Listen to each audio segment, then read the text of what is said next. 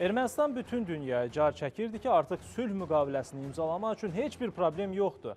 Elə bir imic formalaşdırmağa çalışırdılar ki, güya onlar sülh istəyir, Azərbaycan isə prosesləri yubadır. Elə bu həftə Almaniya lideri ilə birgə çıxış edən Azərbaycan prezidenti İrəvanın saxta sülh görüntüsünü ifşa etdi. Ölkə başçısı bir daha qeyd etdi ki, Ermənistan konstitusiyasında Azərbaycana qarşı ərazi iddialarından vazgeçməli, Ali qanun sənədində bu dəyişikliyi etməli və Minsk qrupunun fəaliyyətinin dayandırılması ilə bağlı müraciət etməlidir. Bəli, Prezident İlham Əliyevin də dediyi kimi top indi Ermənistan tərəfindədir. Sülhə yeganə maneə İrəvanın şərtləri yerinə yetirməməsidir. Ermənistan konstitusiyasında Ermənistan müstəqillik aktına istinad var. O konstitusiyanın tərkib hissəsidir.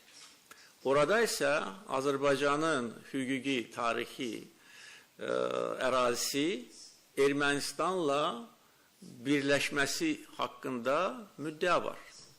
Və bu bizə qarşı açıq ərazi iddiası sayılır.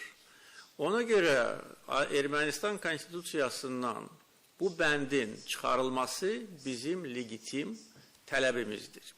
Və bu iki şərt təmin olunandan sonra sülh müqaviləsini imzalamaq üçün heç bir maneə olmayacaq. Necə deyərlər, top Ermənistanın tərəfindədir.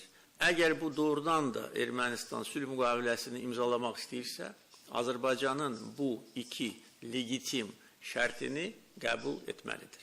Rəsmi Bakının mövqeyi dəyişməz qalır. Bizə real sülh lazımdır. Ermənistan isə həm atəşkəsi pozur, həm konstitusiyasında dəyişiklik etmir, həm də Minsk qrupunun ləğvi ilə bağlı addım atmır. Lakin dünya mediasında elə imic yaradırlar ki, güya bunlar sülhə tam hazırdır, sanki Azərbaycan sülhdən qaçır. Və son iki maddə ətrafında bəlkə son bir ildə müxtəlif danışıqlar, yazışmalar, görüşlər aparıldı. Nəhayət Azərbaycanın iradəsi qəbul olundu. Ancaq onlar deyir ki, güya biz sonsuza qədər tələblərə malikik və hər dəfə güya ki, belə bir faşist idealları, daha çox işğalçılıq, daha çox ərazilər ələ götürmə və s.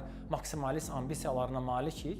Ondan ötürü də indi Minsk qrupu deməli formatının ləğvini tələb edirik, o cümlədən konstitusiyada dəyişiklikləri. Azərbaycan bu iki şərti yerinə yetirilməsə heç bir sülhə getməyəcəkdir və bunun da çox legitim səbəbləri var. Ona görə ki, əgər bir ölkənin konstitusiyasında qonşu ölkə ərazi iddiası varsa və bu sözdə deyil 30 il qonşu ölkənin, yəni Azərbaycanın ərazilərini Ermənistan işğal altında saxlayıbsa, bu zarafat məsələsi deyil. Bu yeni nəslin və yeni hüquqi sistemin, yeni dövlət institutlarının müharibəyə hazırlaşması üçün Ermənistana verilən konstitusiyon əsasdır.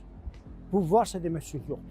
Cənab Prezident Azərbaycan tərəfindən ermənilərə çoxdan çatdırdığı sülh müqaviləsi ilə bağlı şərtləri mövcuddur və bunu demək olar ki, erməni tərəfdə bilir, proseslara diqqət göstərən dövlətlər də bilir. Mətn sülh müqaviləsinin razılaşdırılıb. Ancaq Ermənistan gərəyi müəyyən mənada ev tapşırığını həyata keçirsin. Cənab Prezident İlham Əliyev Almaniya prezidenti Walter Steinmeier ilə görüşdə Azərbaycanın həm mövqeyini ifadə elədi, həm də bildirdi ki, sülh prosesinin əsas təşəbbüskarı Azərbaycandır. Azərbaycan müharibədən sonra sülh müqaviləsi ilə bağlı təkliflər irəli sürmüşdür. Azərbaycan bölgədə dayanıqlı sülhdən maraqlıdır. Rəsmi İrəvanın sözlərlə deyil, əməllərlə sülhü təşviq etməsi Azərbaycanın bu istiqamətdə atacağı müsbət addımlar üçün əsas yarada bilər. Ermənistanın nəhayət cəsarət taparaq havadarlarının havasına yox, beynəlxalq hüquqa uyğun davranması həm də İrəvanın çətin iqtisadi vəziyyətini xeyli dərəcədə yaxşılaşdıra bilər. Nə üçün Azərbaycan məsələdə israr edir? Çox sadəliklə izah olunub. Çünki keçmişdə məhz həmin konstitusiya müddəaya istinad edərək İstər Sarkisyan, istərsə də Koçaryan rejimi Qarabağla bağlı hər hansı bir güzəştə getməyin qeyri-mümkünlüyünü ondan əsaslandırıblar ki, konstitusiyada məlum müddalar var. Nə oldu? Onlar unuduldu. İndi əhəmiyyətini itirdi. Azərbaycan çox yaxşı bilir ki, bu yəni vaxt tələb edən bir prosesdir. Ona görə ki, indi ATƏT-in, Xarici İşlər Nazirlərinin sammiti təkcə ilin sonunda toplanacaq. Ancaq heç bir maneə yoxdur ki, Ermənistan bu istiqamətdə addımların başlasın həyata keçirməyə. Əgər bu dəyişiklik olmayacaqsa sülh olacaqmı məsələsində mənə elə gəlir ki, sülh olmayacaqdır.